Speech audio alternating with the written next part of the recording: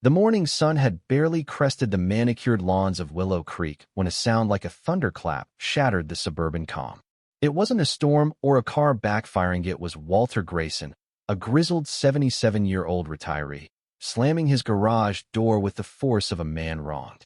The noise sent squirrels scattering and set Mrs. Thompson's dachshund yapping 2 blocks away. Inside that garage, locked tight, were 2 hulking commercial trucks, property of the Willow Creek Homeowners Association, or more specifically, its iron-fisted president, Evelyn Harper. Evelyn wasn't just a neighbor. She was the self-appointed queen of Willow Creek, a clipboard-toting, power-suit-wearing enforcer who treated the HOA bylaws like sacred scripture.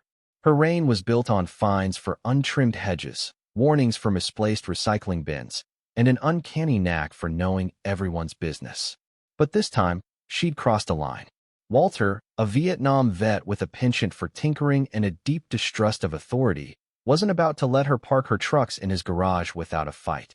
It all started with a basket of stale, store-bought muffins left on Walter's doorstep. Taped to the lid was a note in Evelyn's precise handwriting.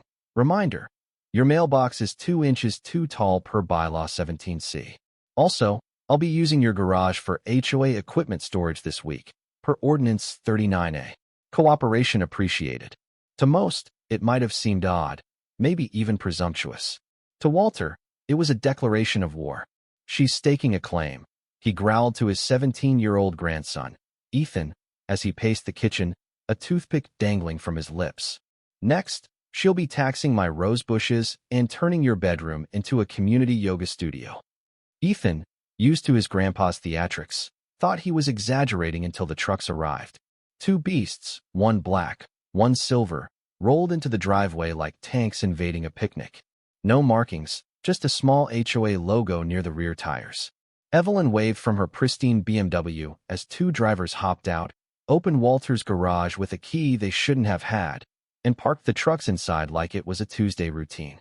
Walter stood frozen, his coffee mug trembling in his hand. Then, in a voice low and deliberate, he said, "Ethan, get me the padlocks." You don't argue with a man who once fixed a busted generator with a paperclip and sheer stubbornness. Ethan fetched the locks, and Walter went to work. He secured the garage doors manual and electric with a chain, a metal bar, and enough zip ties to restrain a small army. When he was done, he dusted his hands on his flannel shirt and said, "Let's see her ordnance her way out of that." Evelyn returned 20 minutes later, striding up the driveway in a navy blazer that screamed corporate menace. "Walter," she said, her smile sharp as a paper cut, "those trucks are HOA property. You can't legally." She didn't finish. Walter was already on the phone. "Sheriff, I've got 2 unauthorized vehicles on my property.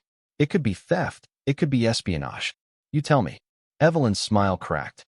She sputtered about bylaws, but Walter just leaned against the garage door, arms crossed, daring her to try him. Willow Creek wasn't used to drama. The biggest scandal in recent memory was when Mr. Larson's labradoodle ate a tray of brownies and ran laps around the mayor's picnic. So when Sheriff Tom Bennett's cruiser rolled into the cul-de-sac, neighbors poked their heads out like it was a 4th of July parade. Tom, a lanky man with a permanent coffee stain on his tie, stepped out, sized up the situation, and sighed. "Another HOA feud, huh?" Evelyn thrust a stack of papers at him, claiming her ordinance gave her rights. Walter cut in. "They're trucks, not toasters. My garage isn't your storage unit." Tom scratched his head. "Evelyn, unless you've got signed permission, you can't park in someone's garage. Private property trumps HOA rules." Evelyn's face twitched, but she held her ground, insisting she was the HOA. Walter smirked. "And I'm the guy who locked the door." Tom left with a warning to sort it out civilly, but civility was the last thing on anyone's mind. That night, Ethan heard rustling outside. Peeking through the blinds, he saw Evelyn, flashlight in hand, trying to cut the chain with bolt cutters. Walter was ready. He flipped on the motion sensor sprinklers, and a jet of water sent Evelyn sprawling into a muddy flower bed. Her scream woke half the block. By morning, Willow Creek was buzzing. Mrs. Carter baked a pie labeled, "Go Walter." Someone started a group chat called Team Grayson. Evelyn, soaked and humiliated, retreated to her fortress of a house, but Ethan could tell she was plotting. Curiosity got the better of them. Late that afternoon, Walter and Ethan pried open the garage door just enough to peek inside one of the trucks. They expected folding chairs or HOA banners. Instead, they found surveillance gear, cameras, microphones, folders labeled with neighbors' names: Johnson, fence height violation, Miller, unauthorized pet. Walter's eyes narrowed. This ain't about lawn ornaments, kid. We're dealing with something bigger. The air in Willow Creek had changed overnight. Where once neighbors exchanged polite nods, now they whispered behind trimmed hedges, casting glances at Walter Grayson's garage like it held the key to a government conspiracy. The locked trucks had become a local legend, and Evelyn Harper, once the untouchable queen of the HOA, was now the subject of hushed speculation. Was she just a control freak, or was something darker at play? Walter, for his part, wasn't waiting to find out. He was already planning his next move, and Ethan, his 17-year-old grandson, was along for the ride whether he liked it or not. By 9 a.m., Evelyn made her counter-move. She marched to Walter's mailbox in a hot pink pantsuit that looked like it belonged in a boardroom, not a cul-de-sac, and slipped in an envelope sealed with an HOA crest. Inside was a summons to an emergency board meeting that evening to address Walter's obstruction of community resources and disruptive behavior. Walter read it aloud over breakfast, chuckled, then used the paper to clean up a coffee spill. "We're going," he said, tossing the crumpled summons into the trash. "But we're not playing by her rules." Ethan couldn't shake the image of the truck's contents: cameras, microphones, files with neighbors' names. Why would an HOA need surveillance gear? Walter had theories, ranging from a secret cult operating out of the community center to Evelyn being a front for some shady government program. Ethan thought he was joking until he caught his grandpa in the garage, scribbling a timeline on an old pizza box. "This goes back years," Walter muttered, pinning the box to the wall with a magnet shaped like a burger. "She's been building something." The emergency HOA meeting felt like walking into a lion's den. The Willow Creek clubhouse was packed, folding chairs arranged in a semicircle that screamed judgment. Evelyn stood at the front, flanked by a poster reading "Community First, Preserving Our Values." Her smile was all teeth, the kind that made Ethan's skin crawl.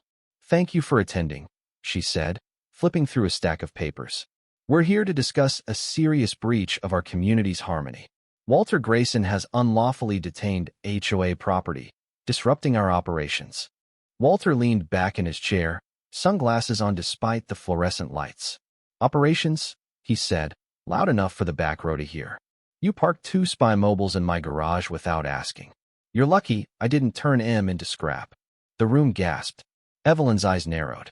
"Those vehicles contain essential community equipment. Temporary storage was within my authority as HOA president." Walter didn't blink. "Show me the paperwork." Evelyn produced a folder with a flourish, like a lawyer on a TV drama. "Ordinance 39A, subsection D." Walter grinned. "That ordinance was repealed in 2010. I've got the minutes framed in my den." Murmurs rippled through the crowd. A woman in the back whispered, "Is that true?" Evelyn faltered, just for a second, but it was enough. Her grip on the room was slipping, and she knew it. She went for broke. "The Grayson household has 48 hours to release the trucks, or will pursue legal action, fines, community service, maybe even eviction proceedings." Walter stood, pulling a folded paper from his jacket. "I've got something better." He unfolded photos of the truck's contents: cameras, microphones, folders labeled with names like Thompson, noise complaint, and Davis, non-compliant mailbox. "These trucks are packed with surveillance gear, hidden cameras, listening devices, personal data on half this room." The crowd erupted. "Surveillance?" shouted Mr. Larson, clutching his cap. "Is that why she fined me for my flagpole?" Mrs. Carter stood. "She knew about my garden. Noma said they were tacky." Evelyn tried to regain control. "That data was collected legally, through inspections and voluntary reports." Walter turned to the crowd. "Anyone here volunteer to be spied on?" Silence. "Thought so." Evelyn gathered her papers and stormed out, muttering about lawsuits. By the time Walter and Ethan got home, their front yard was a battleground. Someone had chalked "Spy Queen Evelyn" on the sidewalk, complete with a cartoon crown. A neighbor dropped off a casserole with a note. "Team Grayson." Even the pizza guy slipped Walter a free pepperoni pie, whispering, "For sticking it to her." It was funny until Ethan realized they were being watched. A curtain twitched across the street, and he swore he saw a glint of light, like a camera lens. Walter didn't waste time. He turned the living room into what he called Command Central, spreading the truck photos across the coffee table. He pulled out an HOA member list color-coded and filed since 1999. Ethan had thought his grandpa was just a pack rat. Now he saw a man prepared for war. The photos revealed more than they'd noticed. Cameras disguised as birdhouses, a garden frog with an antenna, a sprinkler with a pinhole lens. "She's been watching everyone," Walter said. "Not just for fines for control." Ethan asked why Evelyn would go this far over lawn heights and paint colors. Walter's answer chilled him. "It's not about rules. It's about leverage. She knows who's late on their mortgage, who's fighting with their spouse, and who's sneaking out at night. That's power." Ethan stared at a photo of a folder labeled Grayson, potential threat. Their file. He didn't know what it meant, but he knew they needed more evidence. They decided to wait until dark to search the trucks again. The HOA's Facebook group was already a firestorm, with neighbors posting screenshots of Evelyn's finds and a grainy video of her toppling a Halloween scarecrow. Under the cover of night, Walter and Ethan slipped into the garage.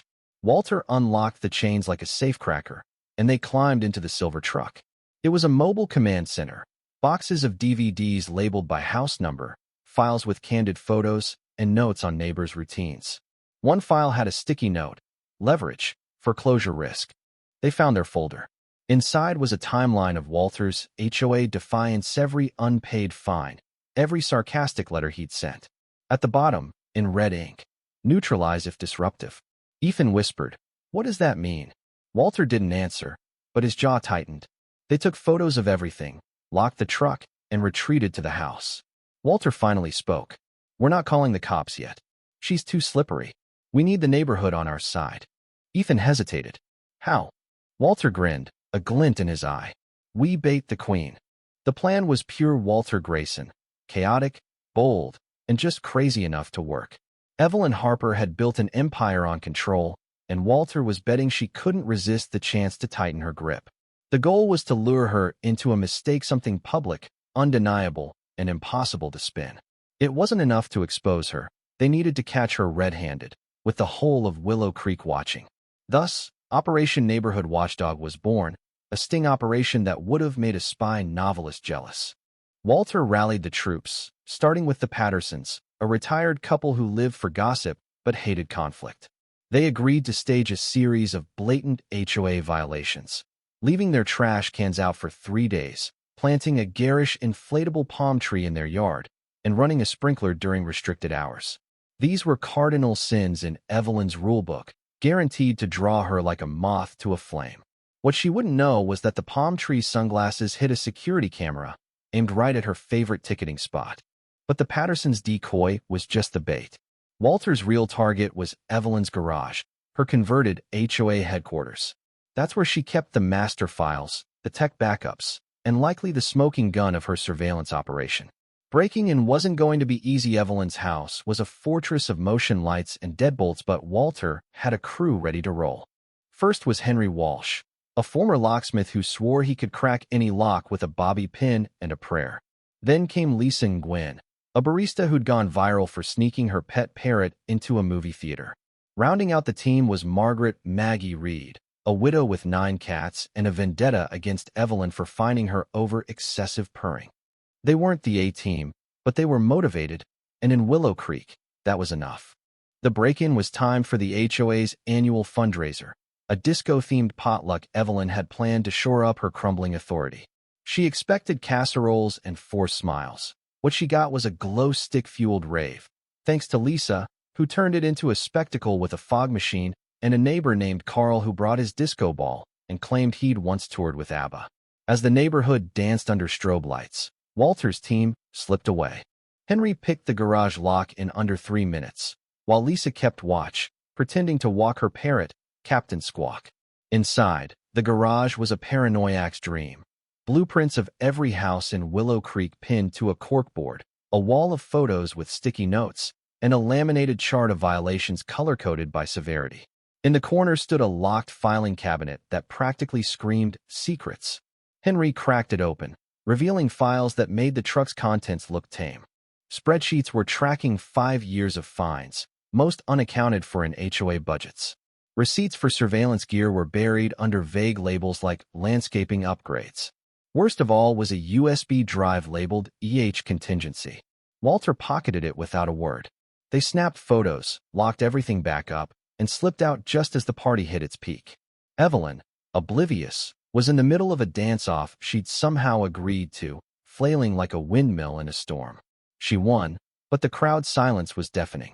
Back home, Walter and Ethan plugged the USB into an old laptop. The files were a gold minion to nightmare. Audio recordings of private conversations, some clearly from inside homes. Lists of personal details, birthdays, bank accounts, even medical histories. Evelyn had built digital dossiers on half the neighborhood, a database of leverage to bend Willow Creek to her will. This isn't just power tripping, Ethan said, stunned. It's evil. Walter nodded. She's not just running an HOA. She's running a cartel. They had enough to bury her, but Walter wanted one final nail in the Cafino live catch, something no lawyer could dismiss. The plan was to plant fake intel, something Evelyn couldn't ignore. They crafted a letter from a fictional developer, addressed to Walter, claiming he was selling his house for a condo project. They left it half-tucked in the Pattersons' mailbox, ripe for snooping.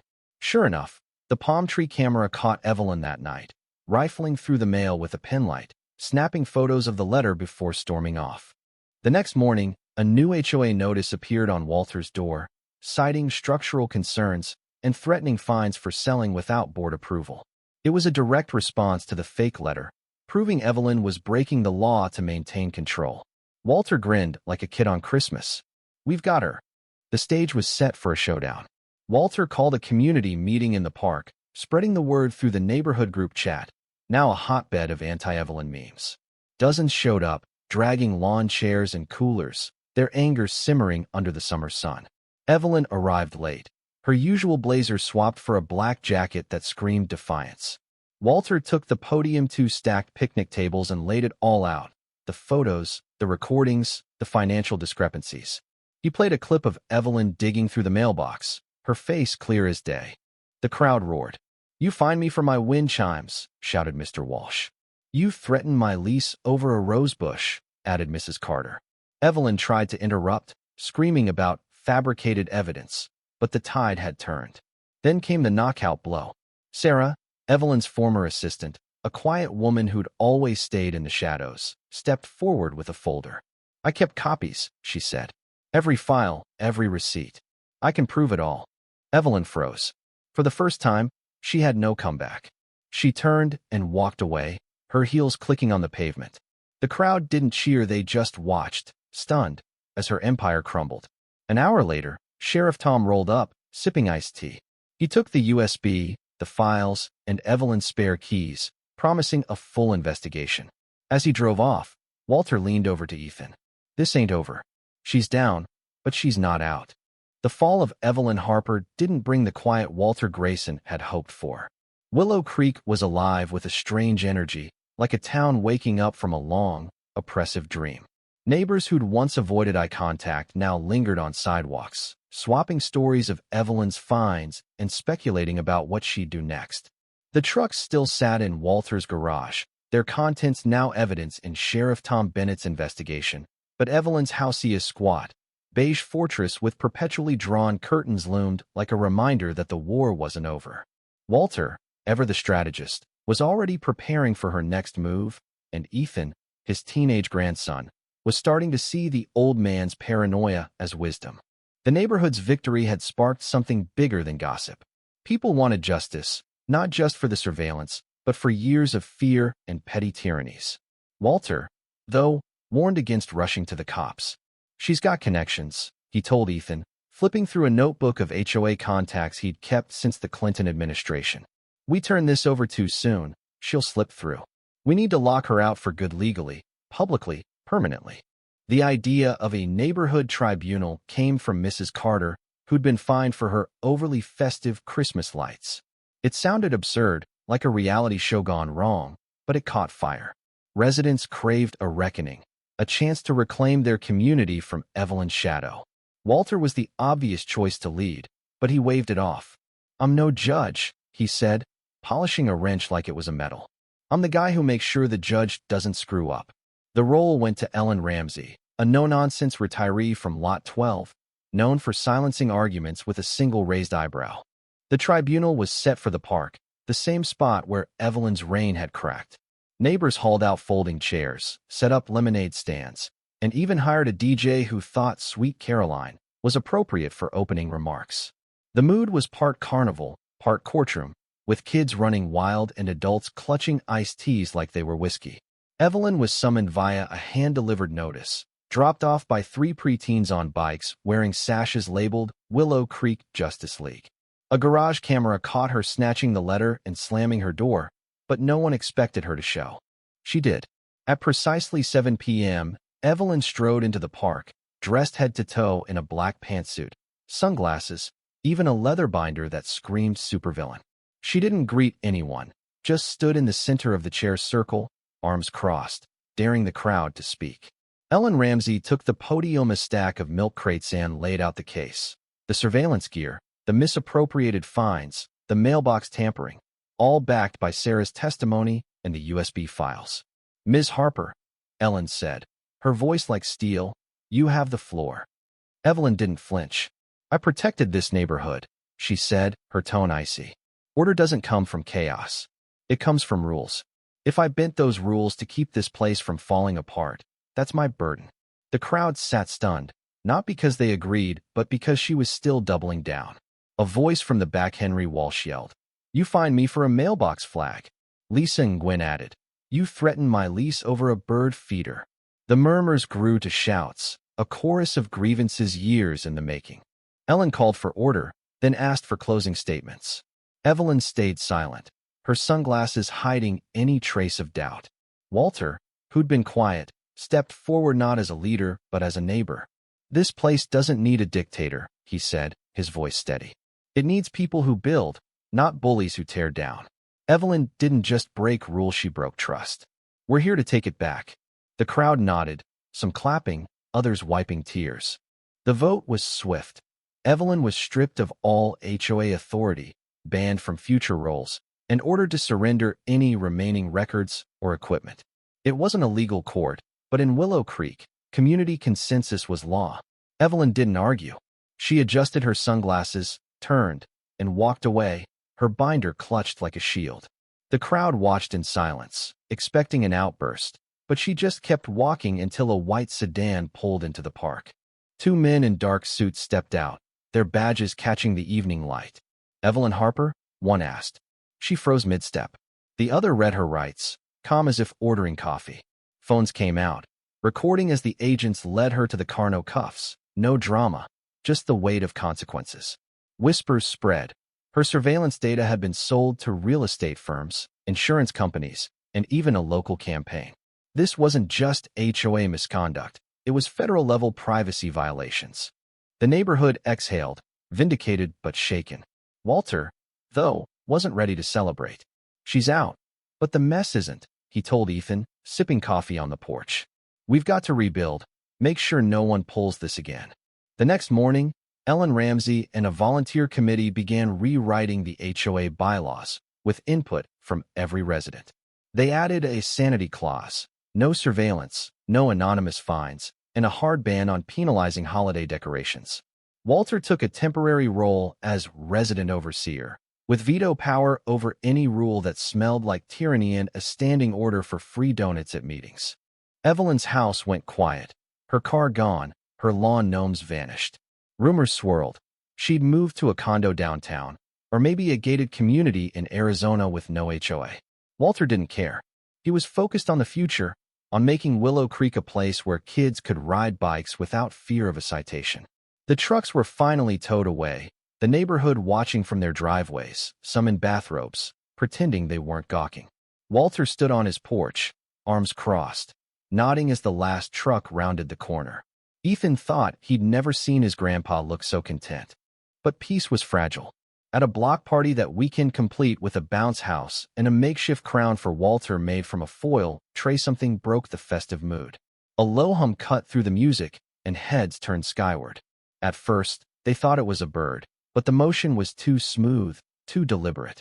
A drone, sleek and black, hovered over the park, its camera glinting in the sun.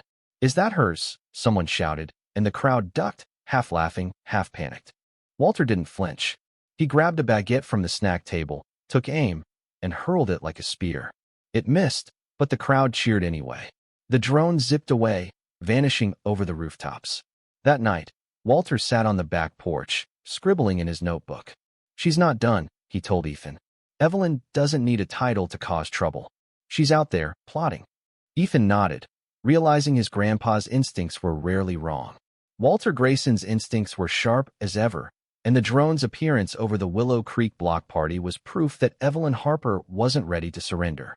The neighborhood had tasted freedom, but the shadow of her control lingered, like a storm cloud refusing to break. Over the next few days, strange things began to happen, and sign notices appeared on doors, citing non-compliant porch lights or excessive garden flags. Anonymous letters arrived, pointing out violations so obscure they weren't even in the new HOA bylaws. One neighbor got a typed warning about unacceptable wind chime volume, a classic Evelyn move. The handwriting, though never signed, was unmistakably hers. She'd gone rogue, and Walter was ready to end it. "She's testing us," Walter told Ethan, his 17-year-old grandson, as they sat in the garage, now free of Evelyn's trucks but still a war room of sorts. "She's got no power, no title, but she's too stubborn to quit. We need to shut her down for good." Ethan, who'd gone from skeptic to soldier in this suburban saga, nodded. "How do we do that without her slipping away again?" Walter's eyes glinted.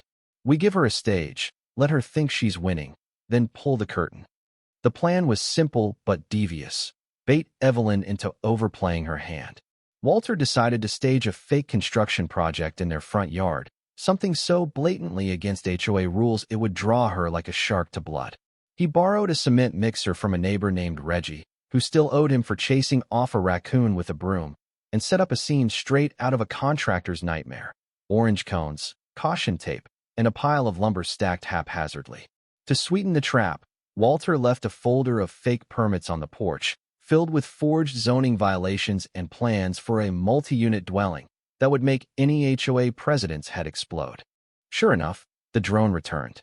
It buzzed low over the yard, its camera trained on the folder. Walter was ready. He'd rigged a net launcher, yes, a literal net launcher inside a ceramic garden gnome, its painted smile hiding a trigger. When the drone hovered to scan the documents, Walter gave Ethan the signal. Ethan hit the button, and the net shot out, snagging the drone midair. It crashed into the grass, twitching like a downed insect. The neighborhood kids, who'd been watching from across the street, cheered like it was the Super Bowl.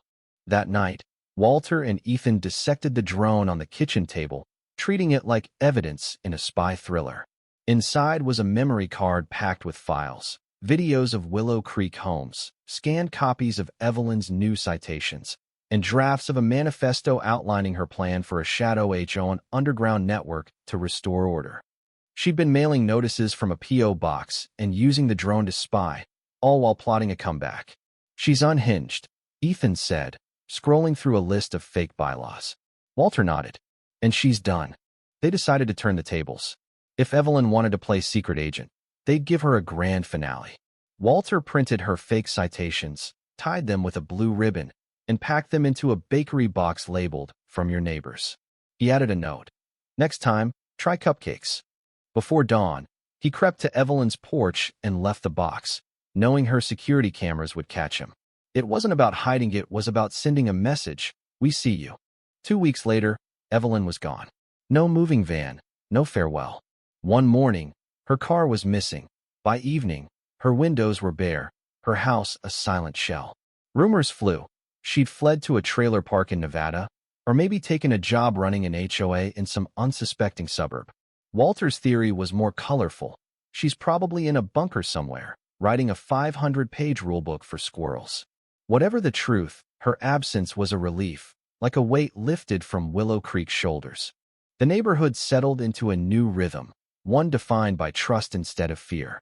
The revamped HOA, led by Ellen Ramsey and a rotating crew of volunteers, passed rules that felt human.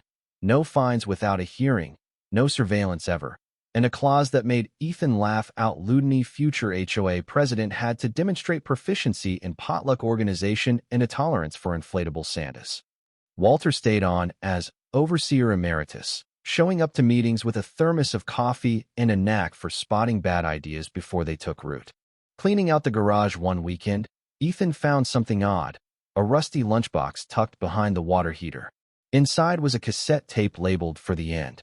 Walter raised an eyebrow, dug out an old boombox, and hit play. Evelyn's voice crackled through, cold and defiant. "You'll regret this. Without me, this place will be chaotic. Untrimmed lawns, tacky decorations, dogs barking at all hours." She ranted for 10 minutes, listing grievances like a deposed monarch. Walter laughed so hard he nearly spilled his coffee. "She's wrong," he said, tossing the tape into the trash. "We don't need a warden. We need each other." He was right. Willow Creek thrived in Evelyn's absence. Neighbors fixed each other's fences, shared tools, and threw impromptu barbecues. Kids played in yards without checking for hidden cameras. The block party became an annual tradition, complete with a bounce house and a Walter crown that someone remade from a pie tin each year. The strength of the community wasn't in bylaws or fine sit, was in the small acts, the shared laughs, the knowledge that if trouble came again, they'd face it together. One evening, as Walter and Ethan sat on the porch watching fireflies, Walter summed it up. "A neighborhood isn't just houses. People lock a garage door with you, call the sheriff, or chuck a baguette at a drone. That's what keeps a place safe."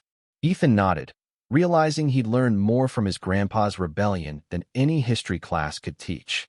Willow Creek was no utopia. Lawns still got weedy, and someone's dog occasionally dug up a flower bed. But it was alive, messy, and theirs. Evelyn's reign was a memory, a cautionary tale told over beers at barbecues. And Walter, the old man who'd started it all with a padlock and a grudge, became a quiet legend not just for fighting a tyrant, but for reminding everyone what a community could be. What did you think of the battle for Willow Creek? Walter and his neighbors fought against control and injustice, sometimes with words, sometimes with nets and baguettes. It raises big questions. How far would you go to protect your home from overreach? Is a community stronger when it resists tyranny together, or does order require a firm hand? Share your thoughts in the comments below. Tell us where you stand on fighting back against unfairness, and what you'd do if an Evelyn showed up in your neighborhood. Your voice matters, so let's keep the conversation going.